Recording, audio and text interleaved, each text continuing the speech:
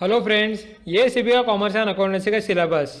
और last video में हमने cash flow statement, financial statement analysis और या रेशो एनालिसिस कवर किया। अब इस वीडियो में हम फंड फ्लो स्टेटमेंट देखेंगे।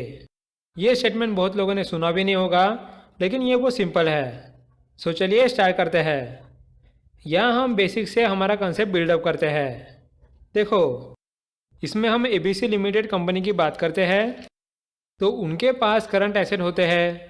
For example cash and cash equivalents, फिर account receivable, then prepaid expense, raw materials, inventories और या शॉर्ट टर्म इन्वेस्टमेंट्स। देन उनके पास करंट लाइबिलिटीज़ भी होते हैं, जैसे cash dividends payable, account expense, short term notes payable, accounts payable, then tax payable वगैरह। अब फ्रेंड्स, करंट एसेट हम उसे बोलते हैं जहाँ से हमें एक साल में पैसे आने वाले हैं, और या करंट लाइबिलिटीज़ हम उसे बोलते हैं जहाँ हम एक साल में पैसे खर्च करने वाले हैं। अब फ्रेंड्स, इन दोनों के बीच में कंपनी के हाथ कुछ पैसे रहते हैं, जिसकी मदद से वो अपना रोज का बिजनेस चला सके। उसे हम बोलते हैं वर्किंग कैपिटल। अब फ्रेंड्स, क्या हम इस वर्किंग कैपिटल को ये बोल सकते हैं कि वो हमारा बिजनेस चलाने के लिए फंड है? बिल्कुल बोल सकते हैं। सो यहाँ पहली बात आप ये समझ लो कि फंड का मतलब होता है वर्किंग कैपिटल। क्लियर है? नेक्स्ट फ्रेंड, सोचो कि हमें 2 साल के फाइनेंशियल स्टेटमेंट से वर्किंग कैपिटल पता है, दैट इज 2019 एंड 2020।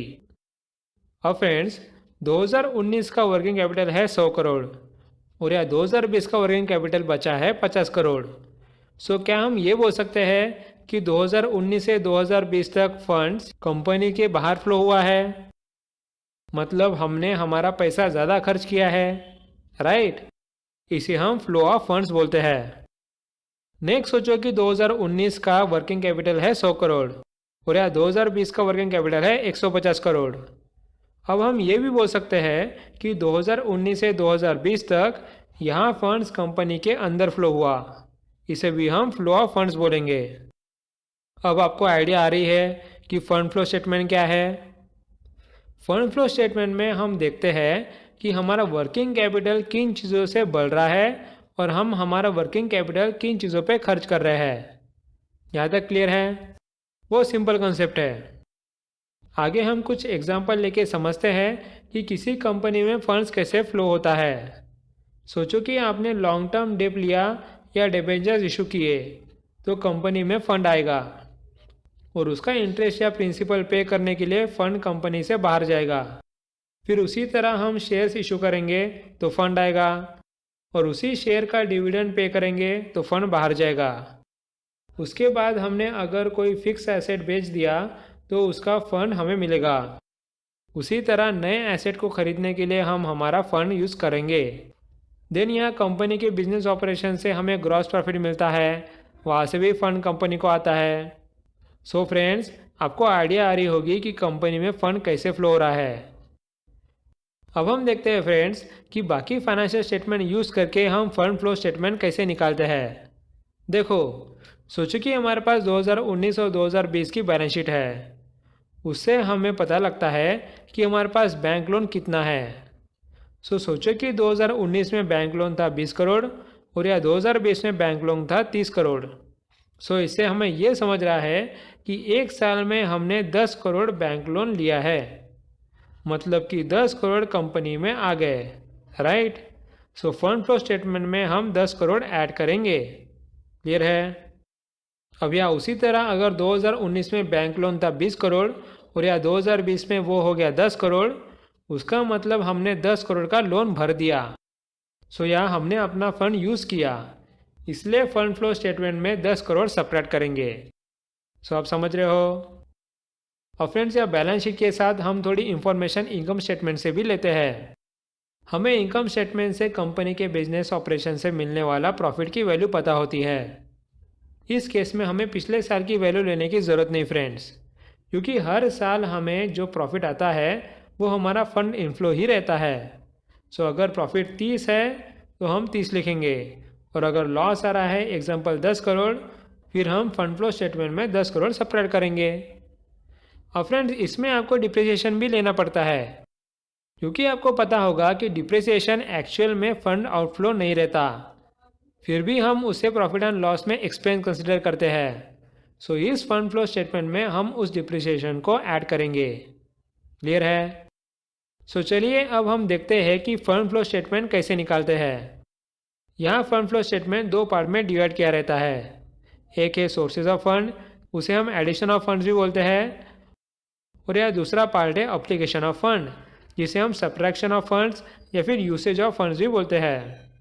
अब यह सोर्स ऑफ फंड्स में हम ऐसे कंपोनेंट्स लेंगे जिससे कंपनी में फंड्स आ रहा है, जैसे कि gross profit, then depreciation, then sale of assets, then issue of shares, then issue of डेब्ट।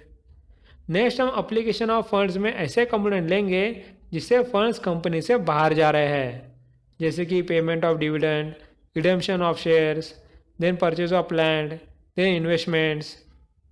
नेक्स्ट हम इन दोनों का टोटल करेंगे। अब फ्रेंड्स आप यहाँ थोड़ा फोकस करो। अगर यहाँ application of fund sources of fund से ज़्यादा आ रहा है, मतलब कि हमने पिछले साल से ज़्यादा फंड यूज़ किया। अब फ्रेंड्स ये एक्स्ट्रा फंड आएगा कहाँ से? हमारे वर्किंग कैपिटल से ही आएगा, राइट? सो इन दोनों साइड को बैलेंस करने के लिए हम यहाँ लेफ्ट साइड में लिखेंगे डिक्रीज इन वर्किंग कैपिटल, और उसमें sources fund and application funds का डिफरेंस लिखेंगे। उसके बाद हमारा फंड फ्लो स्टेटमेंट बैलेंस हो जाएगा। उसी तरह अगर हमारा sources of funds application of fund से ज़्यादा है, तो इसका मतलब हमारे पास ज़्यादा फंड्स आए जो हम हमारे वर्किंग कैपिटल में ऐड करेंगे।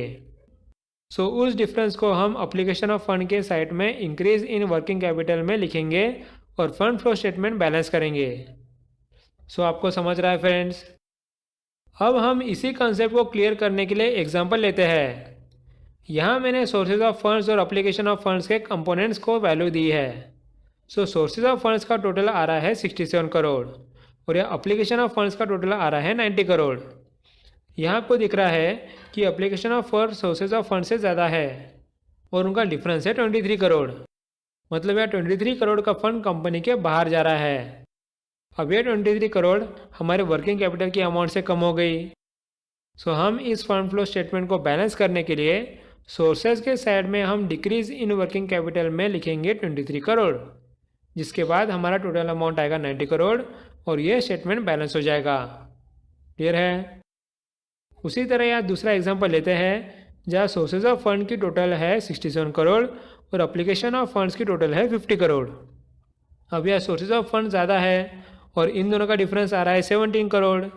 मतलब हमारे कंपनी में 17 करोड़ का फंड आ रहा है और वो वर्किंग कैपिटल में ऐड हो रहा है। सो इस फंड फ्लो स्टेटमेंट को बैलेंस करने के लिए हम एप्लीकेशन ऑफ फंड्स के under increase in working capital में 17 करोड़ लिखेंगे और हमारा नया टोटल आ जाएगा 67 करोड़। सो आप समझ रहे हो फ्रेंड्स कि हम फंड फ्लो स्टेटमेंट कैसे निकालते हैं। सो अगर आपको एग्जाम में इंक्रीज और डिक्रीज इन वर्किंग कैपिटल पूछा तो आप आराम से आंसर लिख पाओगे। So friends, now let's see what we have learned in fund flow statement.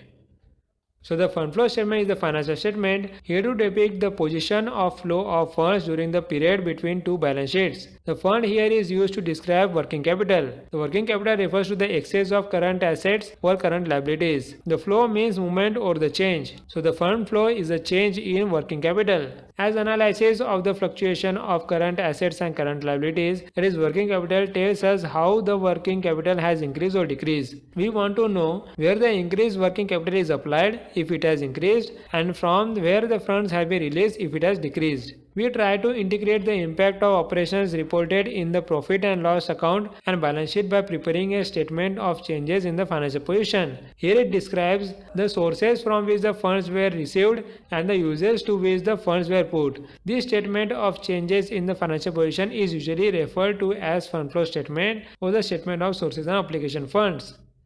Then after that, the statement of fund flows is usually bifurcated into two logical divisions: sources of funds or inflows during the periods and use of funds or application of funds during the period. The division shows the sources of funds summarizes all those transactions which had net effect of increasing the working capital.